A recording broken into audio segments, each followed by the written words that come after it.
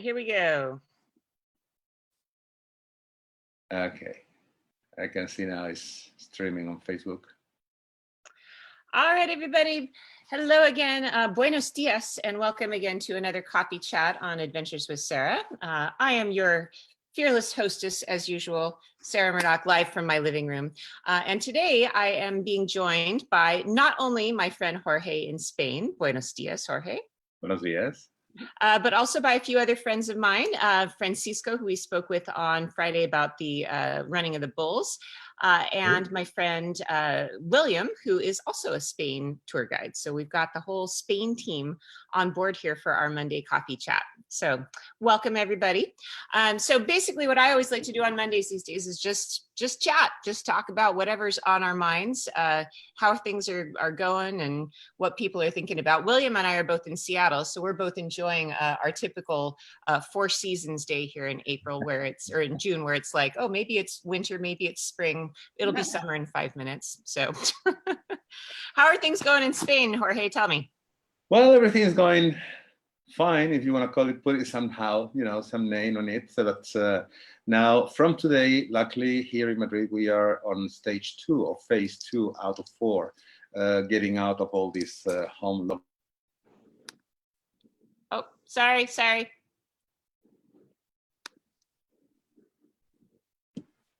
Can you hear me? Yeah, that was me. Oh, I'm sorry. Go ahead. So you're changing phases then, you were saying? Yeah, that's right. Madrid and Barcelona, we were the hotspots of this spreading virus thing. And Madrid and Barcelona, well, mostly Catalonia, we have gone behind most of the country. So luckily today we are in phase 2 when most of the country are a step ahead of us. So we're supposed to be now for another 2 weeks in this stage 2. Stage 2 gives you a bit more liberty on movements. There were so many restrictions with the strict home lockdown, but now at least we can drive among the same province, okay? And also at the same time, those provinces that they are surrounding Madrid, because Madrid, as you know, is in the center of the Iberian Peninsula. It depends in the regions, because they have local regions, regional governments over here. So some neighborhood regional governments might decide, okay, let's Madrileños get over here if they want to pass a day, or they might say, no, you still don't get on our standards, so you better stay over there. But at least we can drive now without any kind of restrictions in the same province, which is kind of, oh God, my goodness. At least you can go out and drive for a little bit if you want to, and not just in your neighborhood. So if you were to drive in your province, what things are within your province? What destinations could you go to from within your province? Okay. I'm going to compare this with your country, with the United States, just to make you feel a little bit of sense what's going on in here. Spain is divided in 17, we call them autonomous regions, like states, let's put it that way, okay? They have their own regional governments, but when everything goes like it did, and it is still now in a state of alarm, everything under the constitution goes national. So the local governments, they don't have competence. So Madrid is just an autonomous city, an autonomous region.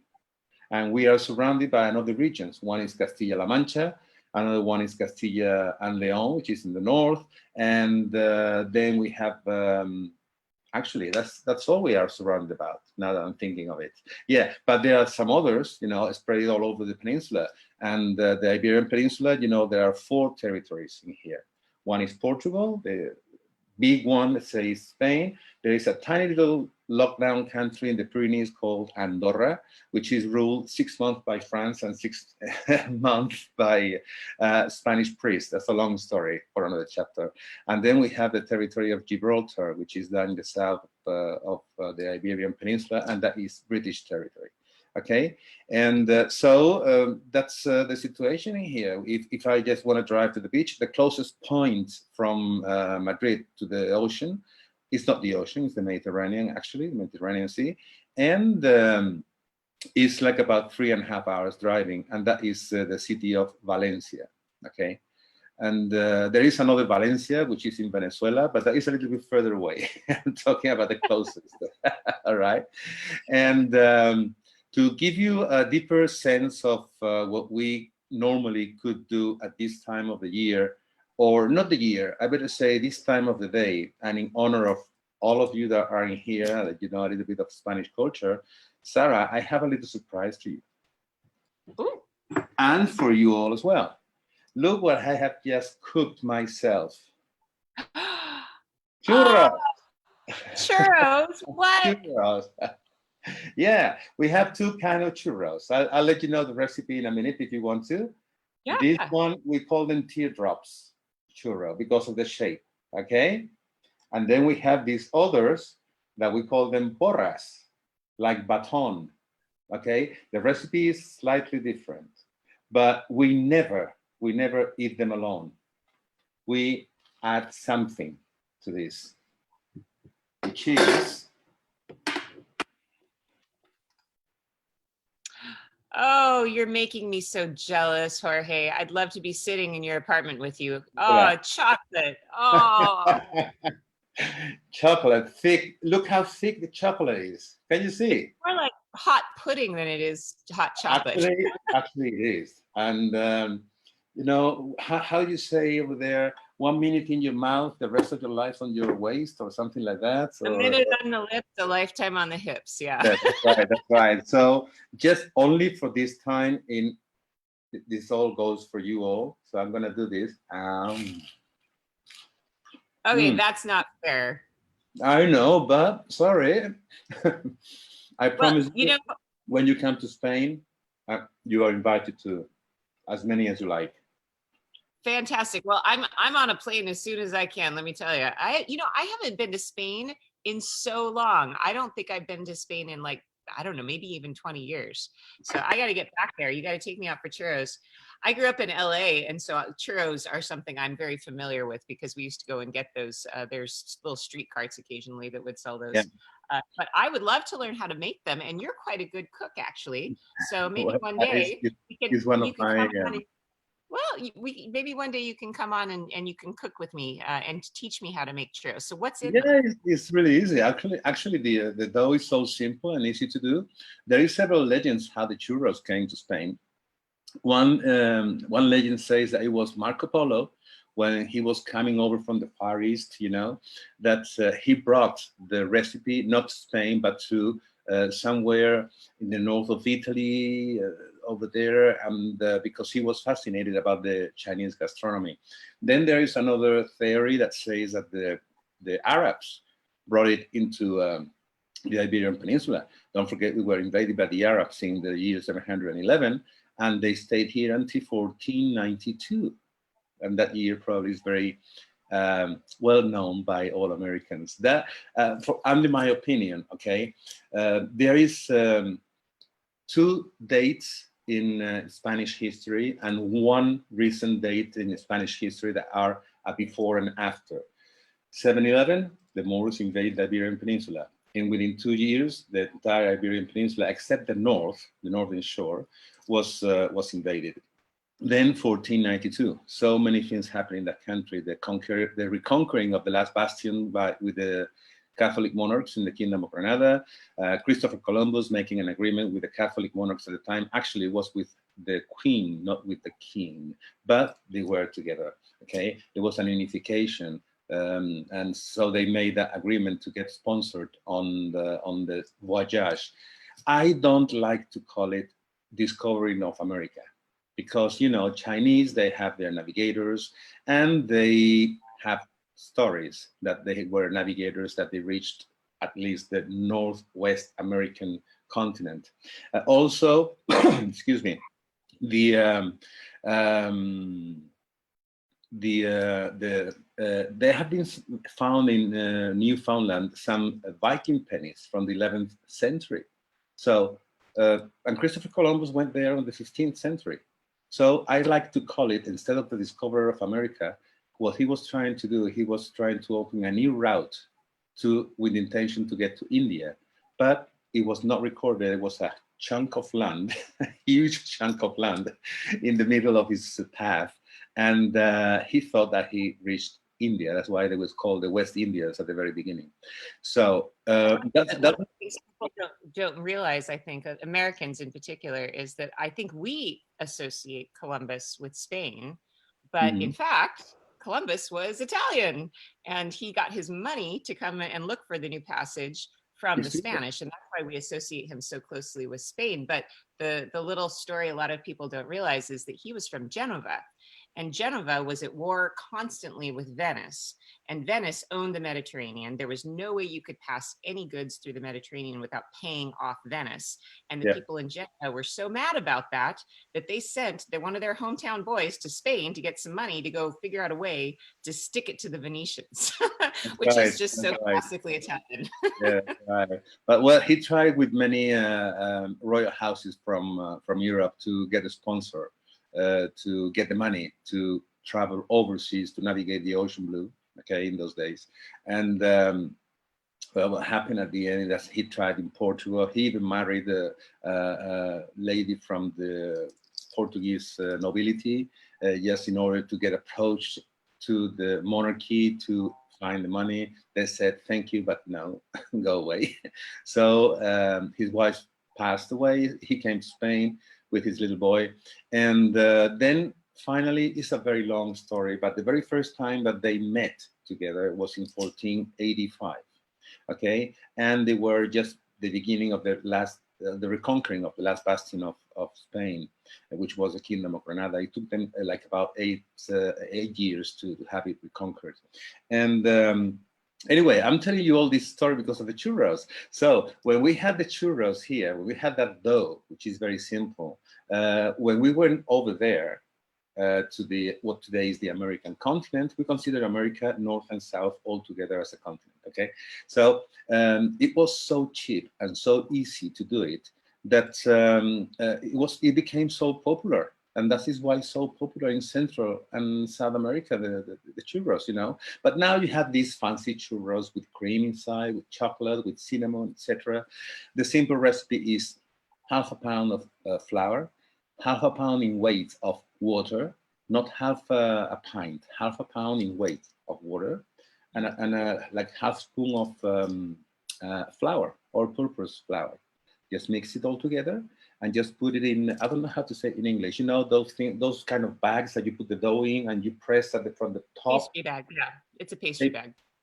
Pastry bag, that's right, yeah, one of those. And all you have to do is just to get the little trick how to make the shape and in boiling oil. And of course, we use olive oil for absolutely everything in here. So that's the recipe. So easy. It went into a kind of, you know, people forgot about that, and but it became very popular at the very end of the 19th century when the shepherds, especially in Andalusia, they realized that it was a very caloric, very powerful, and very energetic food, and very cheap. So they used to make them very early in the morning, take them with them in the bags to the countryside with the sheep and cows or wherever they were walking around, and have them in the middle of the morning. I have to tell you that that plate that I showed you, it might have calories enough for half an army. Yeah. Do you dip them into cinnamon sugar as well? Say what? Do you dip them in sugar and cinnamon at the end as well, or just fried? No, it's just fried. But I mean, if you want to make it that way as well, you just mix the sugar with the cinnamon in a little bowl and just dip it in there and eat it. That's more caloric, of course, you know. But well, and we want that, don't we, to power ourselves, you know, with all this exercise we're getting in quarantine, you know. Yeah, that's right. That's right. That's the Mexican version of it, because I mean, I've always been around more Mexican culture, so maybe the sugar and cinnamon, I don't know, maybe that's a different thing. But I remember years ago, the first time I ever went to Madrid, I went out, and it must have been 5 o'clock in the morning.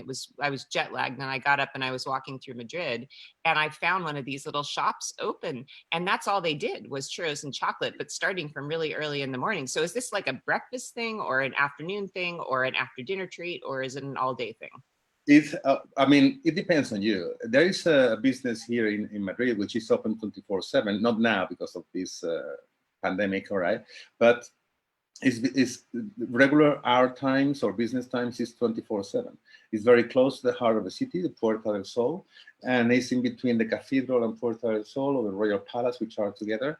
It's halfway down, and that is a money-making machine. So any time of the day, let's say that you're partying, lifestyle in Spain is so different to many others. I mean, we eat lunch very late compared to you. We have dinner very late as well compared with the rest of the world. And of course, we party very late. And when I mean very late, for you might be like very early, like 1 or 2 a.m. is when, if we have dinner outside with friends, is when we start thinking about, okay, now let's go for a drink, maybe at 1 or 2 a.m. So by 4, 5, or 6, you're totally drunk. And what do you think you can do at that time? Just go to the churreria and eat some chocolate with churros, like the end of the night, which is very early morning. And then you go to bed for the hangover. Wow, you know, I never put that together, but yeah, I was thinking, oh, how I guess Spaniards are really early morning people, because I ended up getting them at like 5 o'clock in the morning. And it wasn't because Spaniards are early morning people. They're still out from the previous night. I mean, those who have to work, they are, unfortunately. But if you see people like about 3, 4, 5 in the morning wandering around, they're looking for somewhere to have chocolate with churros, that's for sure, you know? So now you know, now you know.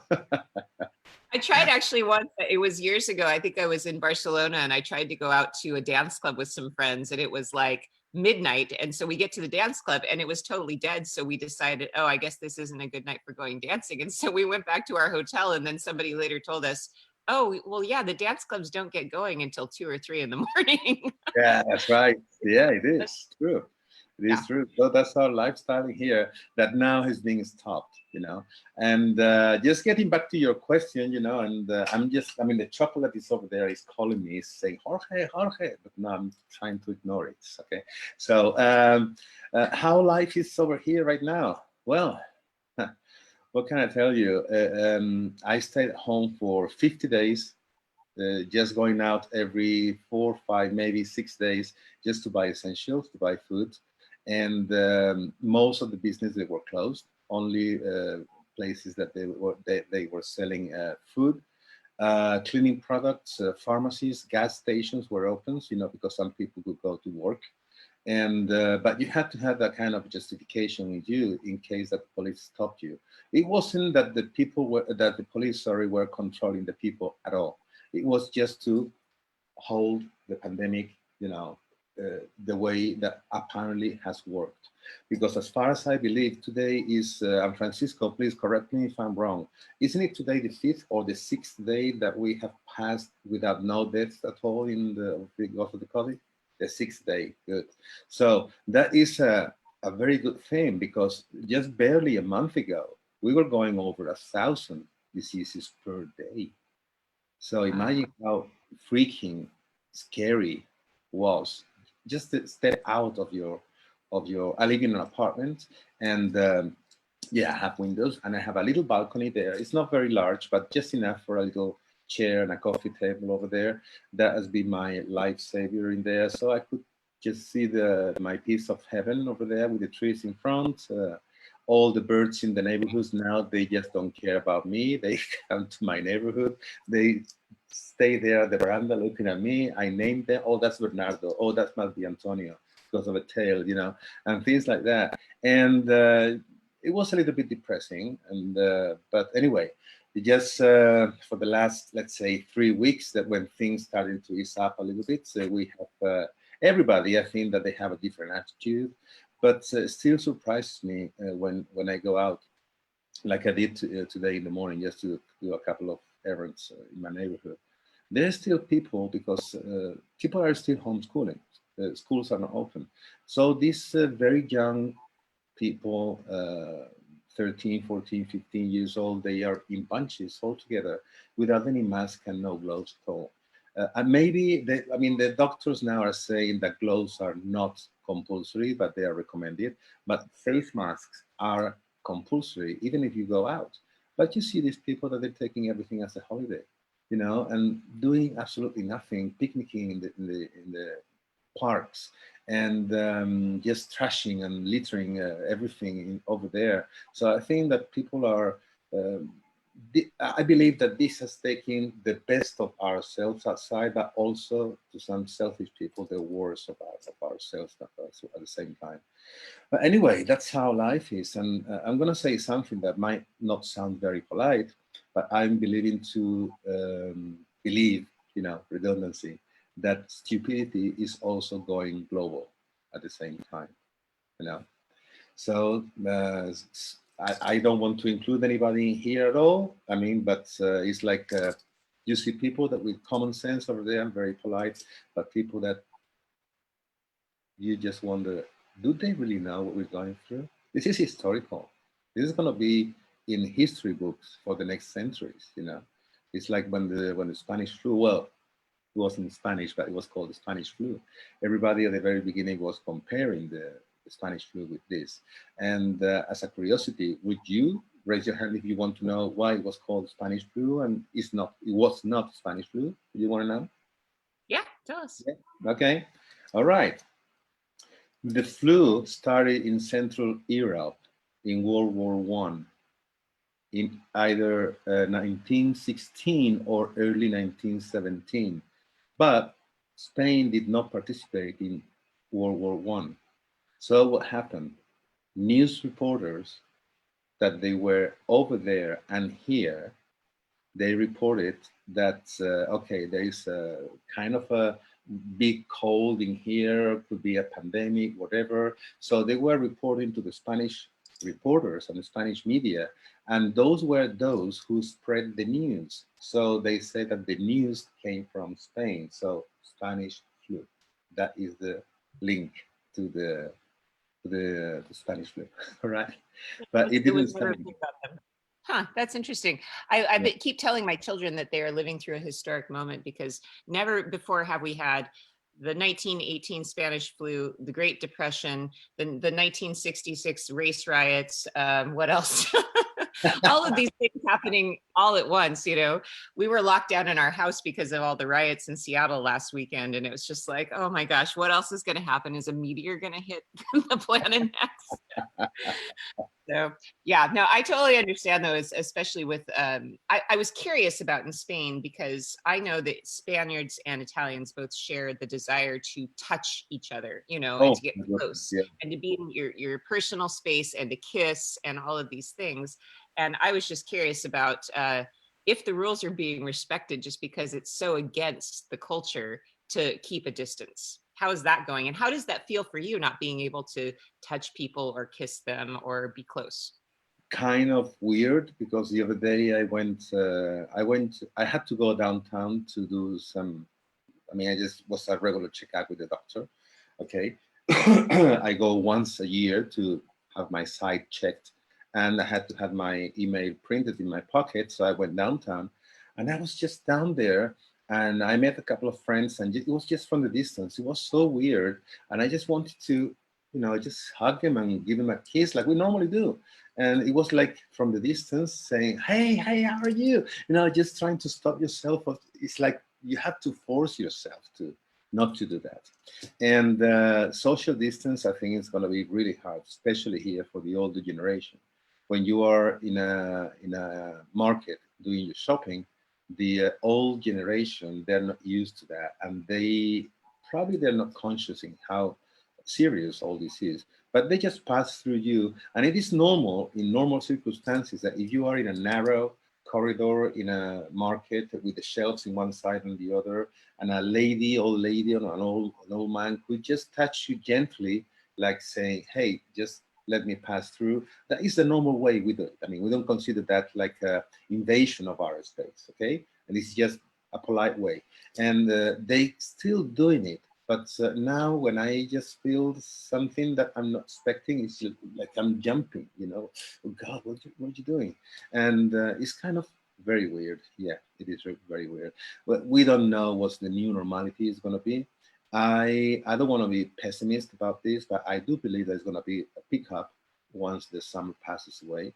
And but also I do believe that in a way or another we have to learn to live with this, unless tomorrow a vaccine comes out.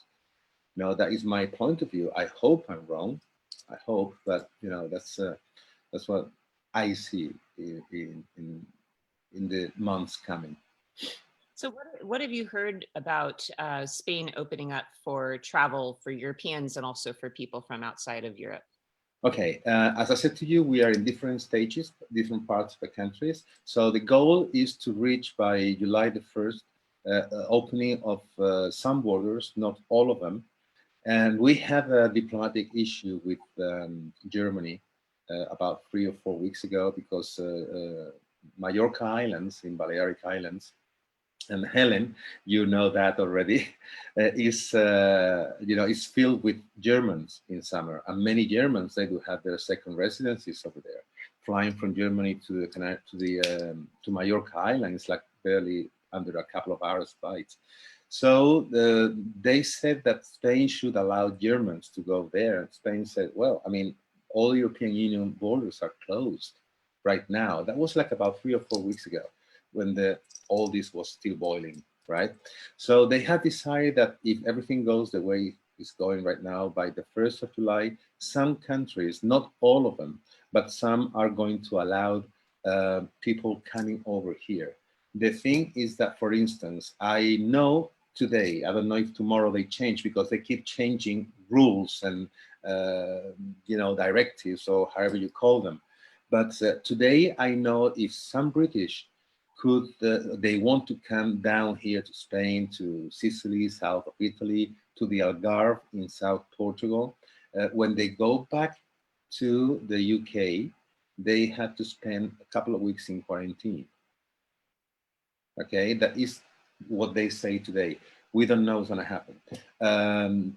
The United Kingdom nowadays is one of the most affected countries in the world. I think that on per capita basis is the third most affected. And well, I mean, if somebody has the time to come over here for a couple of weeks on holiday, or even for a week on holiday, and then to be 2 weeks on quarantine when they go back, they're welcome. But certainly not most of the countries are applying to that rule. But I do believe that in the next months coming, especially, I'm talking about the summer, okay, July and August, we're gonna travel regionally in here, all around Spain, Spaniards in Spain, Portuguese in Portugal, Italians in Italy, and so on. And if we can drive to another country, that we can actually, with no borders, I still assume there's gonna be some kind of police controls, but not just to check if you're allowed to or not. It's just probably just to test your body temperature or anything like that. Some kind of basic controls, at least to keep a little bit of a track of what's going on. That's what I see. Do you see any possibility of Americans, for example, being able to travel this year? Or do you think that that's not until next year? Well, I hope that they do come over if they want to. I mean, if you are allowed to travel and if you are allowed to be received, okay, that is not the problem that you can or you cannot travel, because I have this idea that whoever wants to travel, once all these restrictions are lifted, they're going to do it immediately. For sure, probably not in big tours. It's going to be kind of small tour groups or just solo travelers. But the problem is not that. The problem is not economic. The problem is restrictions. So if you're allowed to travel, you can travel, but you might not be allowed to be received in one country, because right now I think it's United States the number one in diseases with COVID. And of course, doesn't matter where you're from the States. Some states are more affected than others. You probably are negative and you have been tested, etc., etc. But probably one country just decide to say, okay, we're sorry, but we need to wait to receive you yet. So I wish it happens tomorrow. I wish it happens in a month. I wish it happens for the fall. But if it happens, it will be great. If it doesn't, we'll have to wait. That's all. Yeah, well, let's say that things open up a little bit later this year. For people who are coming now that there's sort of a new reality, visiting Spain, what do you think would be a fun strategy? Like, let's say if people could travel in the fall, where would you tell them to go? Because I think that, of course, people are going to maybe be avoiding bigger cities. So what would your sort of ideal itinerary be to come and visit at this moment, you know, to avoid the bigger, more crowded places? Okay. Look, the big touristic things are in big cities like Madrid, in Barcelona. Granada is not a big city, but it's, you know, a medium-sized city. Sevilla also, Valencia, Bilbao as well. Those are the touristic destination of Spain. As any other country, they have their hotspots destination. So how can you tell someone that comes to Spain from the other side of the Atlantic and they go to Barcelona? How can you tell them, no, don't go to the Sagrada Familia, it's crowded. You know, it's going to be, they have now, they are reopening slowly, step by step. I know that the Prado opened today and it's only 30% of capacity. The Prado Museum is what I meant, okay? And it's only at 30% capacity. And it has to be by appointment. The same is happening with the Royal Palace, same is happening with all the museums in town and the big touristic attractions. So we cannot guide at the moment indoors, that is not allowed. My suggestion would be to people to say, okay, just do it solo or with your partner if you want to come over. Just base yourself in a place where you can do day trips to somewhere which is kind of interesting. For instance, if you come to Madrid and you sleep in Madrid, the hotels that they are open, not all of them are open yet, because today was the day that they could open. But of course, they need to adapt to these steps of security. So I know some hotels that they're open and they are not offering all beds. They are just limiting the capacity. And okay, just stay there. It's disinfected every day, and then just use one day to visit something here in Madrid, a couple of museums, for instance, and walk around. And then the following day, just go somewhere else, like Toledo. It's just 1 hour by car. You have the fast train going there. Within 25 minutes, you are in Toledo, and spend the day over there, and then come back to Madrid to sleep. You know, just base yourself in one place and then travel around in different spots, including places that might not be so popular but very quaint and Pinterest. Okay, so that's actually that is my idea. That's what I'm going to start doing for as soon as I can, because I'm fighting the the web world, the virtual world, which now everything is like a universe to me, and I'm learning slowly but steady as well at the same time, and that's what I'm gonna do it, and that's gonna be my suggestion, you know, and I will do that. It's just that's my recommendation for everybody. Yeah, and you know, that's actually something that we as a group, there's a group of us that are kind of working together to try and sort of help each other out in this new universe of tour guiding. And that is definitely an idea that I think that all of us have been discussing, and maybe we'll put together more, is this idea of staycations, where you just stay in one hotel that's more predictable, so you kind of reduce the amount of risk, and then you do sort of smaller day trips from those areas. So yeah, doing something from Madrid, that sounds like a real winner, because from there you can hit Toledo. You could even go to Sevilla, couldn't you? Could you do that as a day trip? I mean, Madrid. Look, Madrid. You have Toledo 1 hour away. Segovia is an hour and a half away. That could be done. Oh, Segovia. That's what I was thinking. I'm not Sevilla. Segovia. Yeah. But also you have Salamanca and Avila. Salamanca is one of the oldest universities in Europe, and Avila is the place of where Santa Teresa of Jesus, where she was born. Okay, so it's another kind of niche for tourists over there to visit, and that can be done in one day. It's going to be a long day, but it can be done. And also, you mentioned Sevilla, thinking about Segovia, but Sevilla, hey, Sevilla is on the fast and the high-speed train only 2.5 hours away.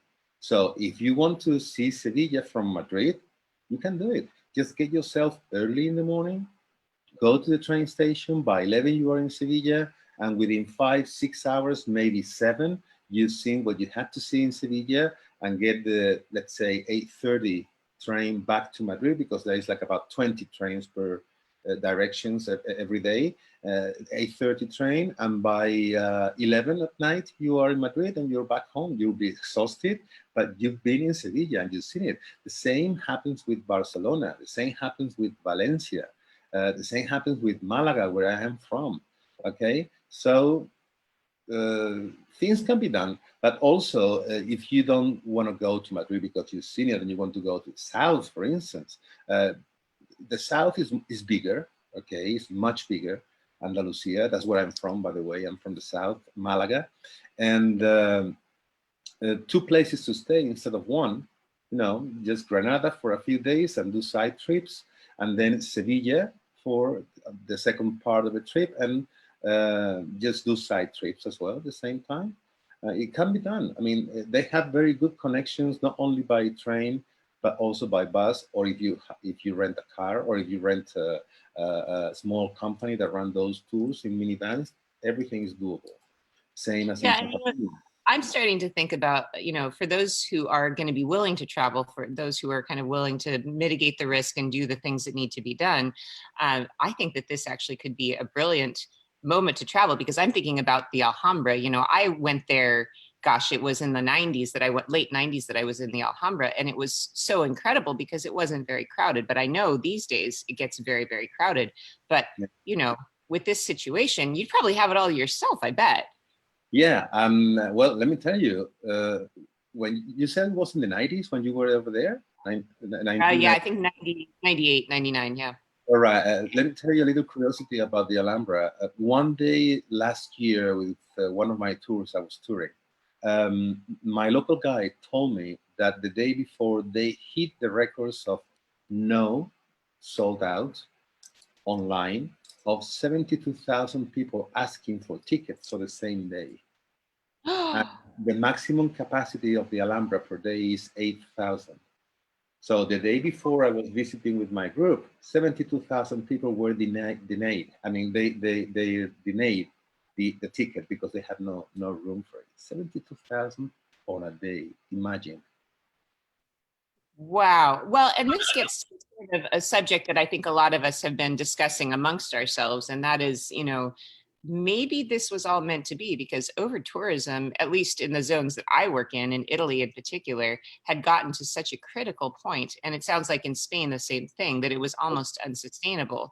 So maybe this is it's a needed reset, in the sense that, this needed to give everybody a year to sort of take a break and figure out how to do this in a more reasonable way. So, I mean, at least for me as a tour guide, and as you and I were just discussing, the reset that's coming to me is that I think I want to work with just really small, light micro groups, maximum of 10 people, and kind of do things in a more curated and careful way.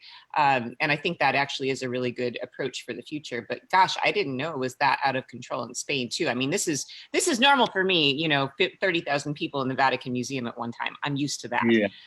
Yeah. The same thing happens in the Alhambra. The same thing happens in Sagrada Familia. The same thing happens here in the Prado Museum. Happened in the past. But thank you for mentioning that, because reset, that is a key word for me. I never thought about that. That is a very good point of view. Everything needed a reset just to start getting back maybe at a different pace. All right. And also, many people are going to be hit economically by this, and they're not going to make the travel of their dreams for a few years, and they can make it in the future. So definitely, once the restrictions they lift up, I do believe that the amount of tourists coming over is going to be in less quantity. Maybe a little bit more quality, because as I told you earlier, it's not a matter of economics, it's a matter of restrictions. So those who had the money to make it, they're going to make it immediately. All right. So maybe we gain a little bit of quality as well at the same time. One of the things I have to tell you about Spain is that, the coastline of Spain mainly is on the Mediterranean, and also we have in the north. But the north is more for locals, okay, that they want to get away from the heat of the south and central Iberian Peninsula, and they want to go to the north of Spain, which is the Atlantic shore. We call it the Cantabric coastline. So the Mediterranean shore, the temperatures are different. And because of the geographical situation of the Iberian Peninsula, over there is warmer.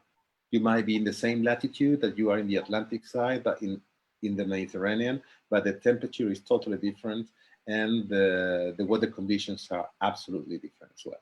So at the same time, is that the Mediterranean is like a vacation area for a lot of British, Germans in the Balearic Islands.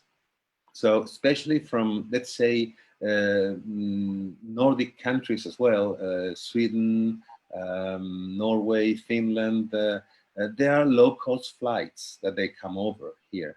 And they offer you, these travel agents, 300 euros, and then you'll be in a hotel front line of the beach with full board.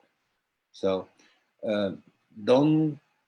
please don't think that I'm trying to be here selective at all. But I mean, if you're paying that money for that trip, that is the public that you're getting. So probably with this thing that is coming over, with this reset, as you well said, we might get a little bit of better quality for the time being for the tourism to recover.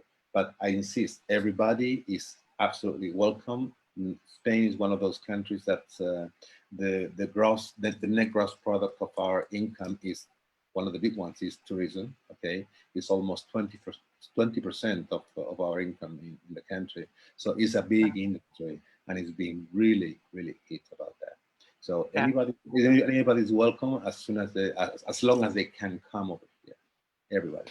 That actually kind of dovetails into a question that we just received from people who are watching on Facebook. Somebody had asked, are you getting any kind of support from the Spanish government? I know for the Italians, they got this sort of ridiculous pittance of like 600 euros that not everybody even qualifies for. So what about for you guys in Spain? Okay, tell that person, please, that if they want to make me cry, they're gonna make it. Okay, we do pay, at least in Spain, okay? You're asking specifically for Spain. We have to pay an amount every month for being self-employed.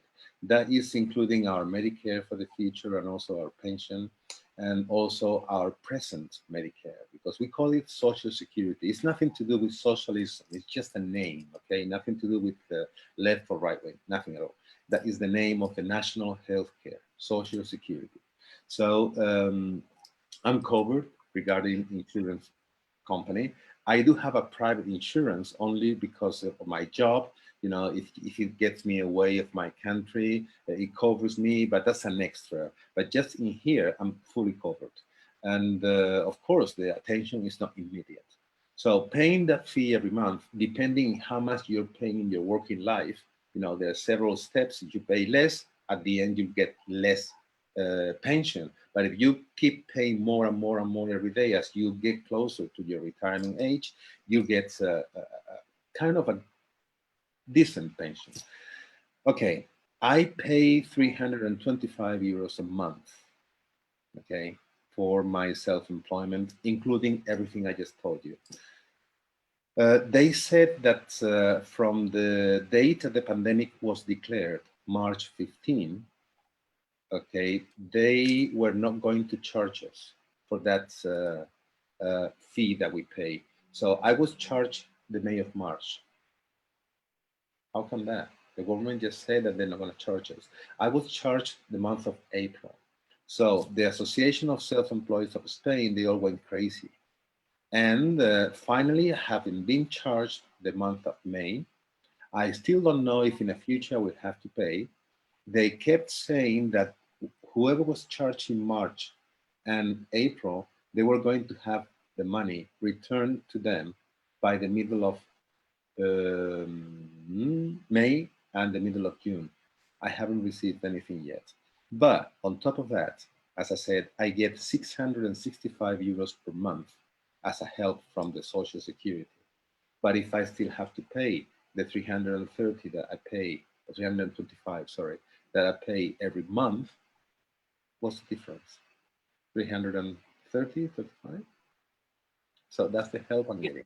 So, but you are getting then, you're getting like an unemployment insurance then. So you're getting like, no, you're not. Okay. They are employed because of self-employed. Self-employed do not get unemployment. This is just a occasional help, extraordinary help because of the pandemic. Okay. Gotcha. So if I just suddenly get no job at all, I don't get any help from the government. Although if I was an employee, then I would get some unemployment benefits. That is the injustice that happens in most of the countries here in Europe, you know. And Portugal is one of them, Spain, Italy, I know Greece, Hungary, Romania, they don't get any kind of help at all. We're getting this kind of peanuts, but hey, like the British say, it's better than a kick in the ass, you know. Yeah, I take peanuts over, a dust ball. So, better than nothing. It seems to me from talking to everybody that people who are in Northern Europe tend to be taken care of pretty well, whereas, yeah, people from Southern Europe and Mediterranean Europe are getting nothing. I mean, and a lot of my friends in Italy who tried to get that $600 bonus when they tried to apply for it, they couldn't even apply because the website went down. Yeah. And then they had to hire an accountant to actually apply, and then the accountant took a cut of it, and it was just sounded like a big mess to me. So, Yeah, that's right. That's right. yeah. Yeah. So what have you been doing with your time then? I know you've been doing some cooking. What else have you been doing with your time? You're a Well, good cook, from what I understand. I've been doing some cooking, yeah, and I am the fourth of four siblings, and I grew up when all my three other siblings, when they were married and living their own life with my mother, and she taught me how to cook because she was blind, and I had to follow her directions, and that's how I learned cooking, by a blind person, you know. And well, I'm not gonna say that I'm not a good cook, but I cook well. All right. We have a little Rick Say's Guide Facebook group, and I remember you posted a few videos of you cooking. And I think, what did you make? You made paella? Was that what you Yeah, made? one day I made the paella, and I also have the what we call tortilla de patatas, Spanish omelet. Tortilla España, yeah. And also, I have a video recorded with my not the phone with the camera or the phone, but with my cam. Okay, and it's in a memory card, and I still have to edit. So I will post it one of these days. And what I've been doing besides that, just trying to get myself making mistakes with Facebook's, trying to create a new profile because I couldn't get hold of the old one I made, and open an Instagram account and everything, trying to link them all together, designing the tours that I'm planning to start making myself next year, and trying to find a name for it, which was Traveling with Jorge. So this is a little bit of self-publicity already here, okay? And I can be found in Facebook and Instagram with that name, Traveling with Jorge. And my website, I'm still working on it, and it's like traveling on the speed lights, on the light speed, sorry, to another different galaxy. And so I'm working on it. Once it's finished, it will be published in one of those two, both places. So yeah, basically I'm doing this, and I have to phone many contacts just designing, because Sarah, you well know how complicated and how much work is in the backgrounds of making a tour. You know, Yeah. there's a lot of work behind, and of course I used to do that years ago, but then I went to the lazy side when agencies were giving me the job, and I had to take people around. But now it's a completely different scenario, and also different complete time and prices, and recovering contacts from the past, and vendors, hotels, restaurants, etc., etc., etc. So that's basically my time nowadays, and also just sitting at the veranda and naming the birds. And what just to let you guys sort of in on what we're kind of discussing is that Jorge and I and a group of colleagues, we've all kind of come to the conclusion that we need to employ ourselves for the next year and maybe longer, because it may not be possible to do these 28-person tours for, it might even be a couple of years. So as sort of a group, a lot of us have been talking about how can we as individuals put tours out there, and how can we kind of promote each other. And if somebody who follows me wants to go to Spain, I don't typically do Spain, obviously haven't been there in a long time, so I can connect you with Jorge. So this is the way that we're going to kind of help each other out, and help travelers as well who want to still travel during this time, but will not probably have access to bigger tour groups the way they have been in the past. So Jorge's a great resource. William, who's on this call, who's sitting quietly in the background, is a good resource. And of course, Francisco, who you met on Friday. All of you guys are such incredible resources for travel planning in Spain. So I am absolutely happy to help to advertise everybody because I absolutely endorse all of you because I've known these people for a very long time. So if you guys want to get to know Jorge more, hopefully I'll get a resource page up soon and be able to kind of give you all of the contact information. But your Facebook page is Travel with Jorge. Is that what you started? Traveling with Jorge. Traveling with Jorge. Okay. Yeah. So Jorge, I'm just going to spring this on you. I'd like to cook with you. So maybe next week or the week after, can we cook together live? Yeah, sure, by all means. Yeah, no problem. Okay. So let's try to think of a couple of things that would be fun. I would love to learn how to make paella, and I think I have a good pan to do it in. I know it has a lot to do with the pan, but let's you and I talk a little bit later, and let's come up with a plan. And maybe you guys who are out there watching this today, if you have some suggestions for cooking with Jorge and I, somebody who follows me actually had a really cool idea yesterday that maybe we could do an online virtual class on Zoom where we can get anybody who wants to cook along with us to be cooking in their kitchen simultaneously. So that's a nice idea. What do you think, Jorge? Do you think you could do something that could have nothing like cooking involved, but it's making, and it's very simple and well known, is gazpacho. Ooh, I love gazpacho. That's a great idea. Yeah, okay. You don't have to cook it. You just need the ingredients and mix them all together in the right amounts and put it all together. So there's not a mess of cooking here and with the hob and the gas and everything. So that could be another option if you want to. Okay.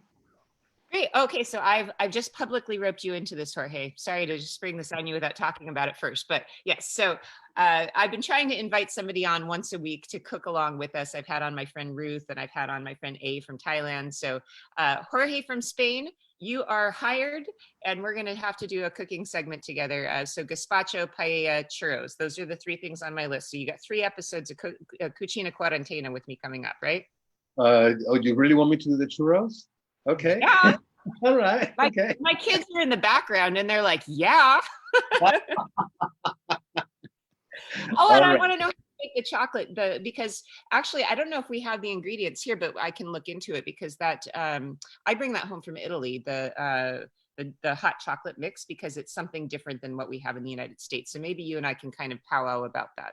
Well, actually, to be honest, I don't know what's exactly the ingredients. As in Italy, we do buy the chocolate already prepared in powder, okay? And all we do is just mix it with milk.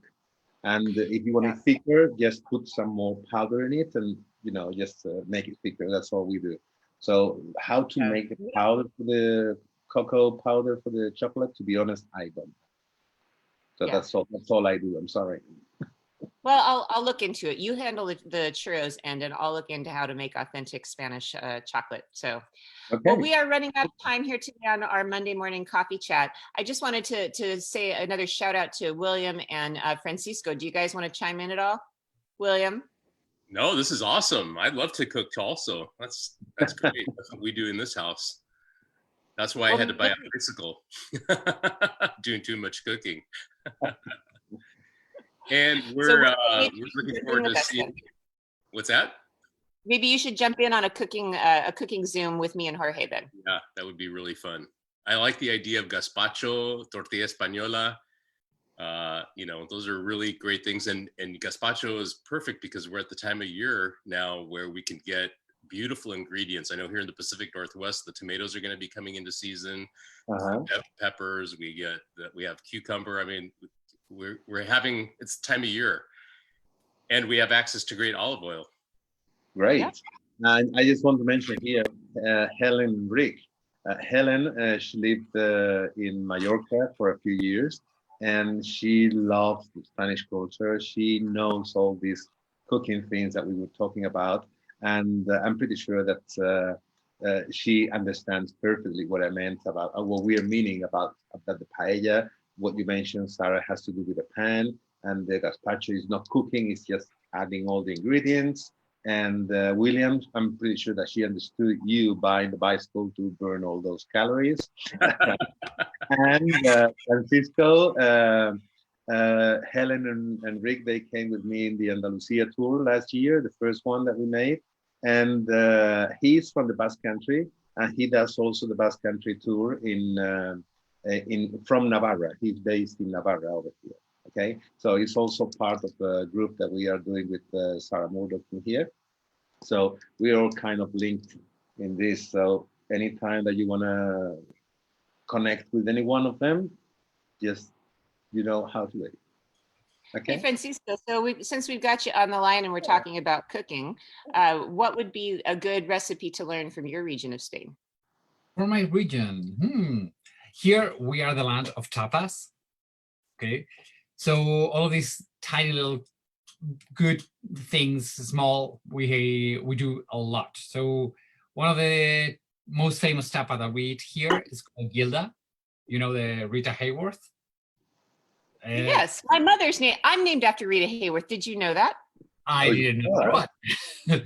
My mother was named after Rita Hayworth, and I'm named after her. My name is Sarah Rita. There you go. I didn't know that one. So anyway, her most iconic character is Gilda. The first tapa ever made, it was named after her. And it's a very simple thing. It's just olive oil, olives, hot peppers, and an anchovy all stick together. I know it's anchovy. No, it's good. In fact, it's super good. And it's called Gilda because it's very explosive and very like Rita Hayworth. So that's one of the best tapas we do here.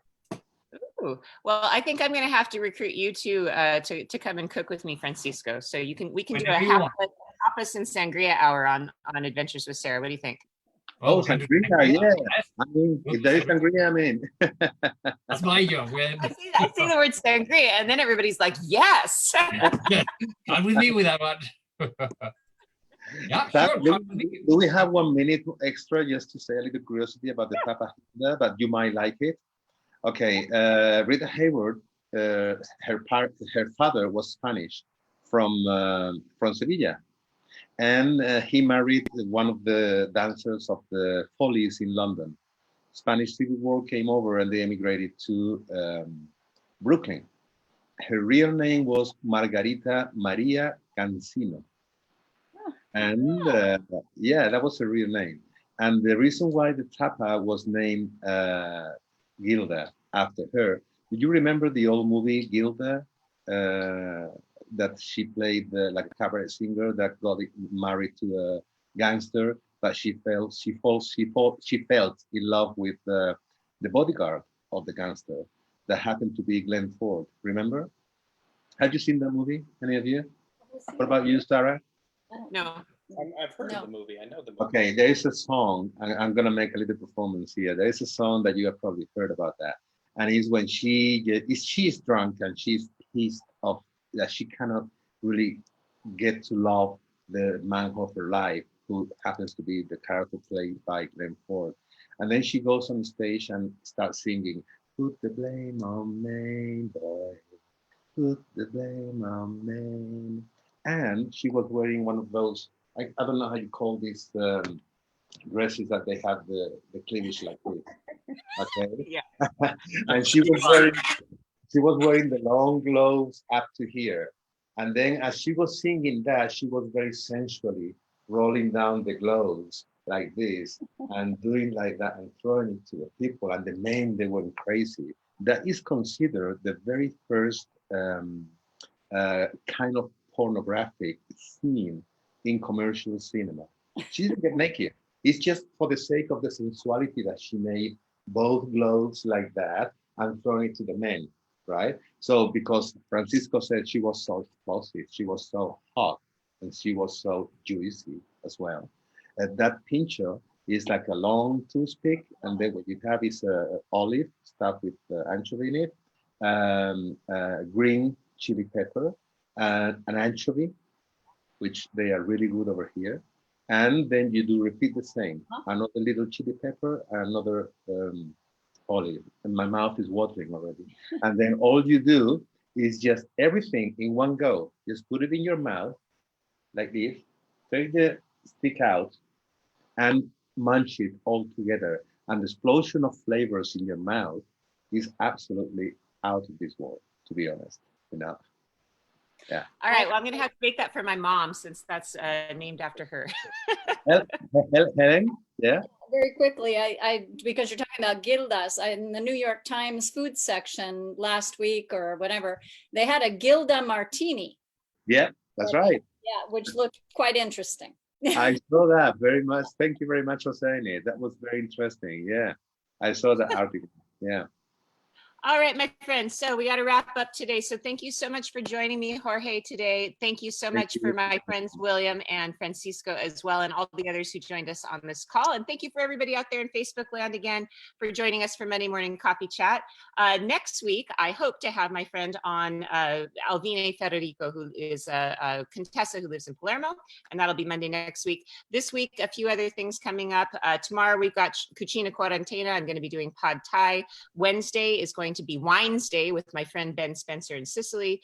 And then Friday is Anna Piparato, who's going to take us on a walking tour of Siena. So join us again for any of these other cool events coming up, and have a great day. And how do we say have a great day in Spanish? I forget.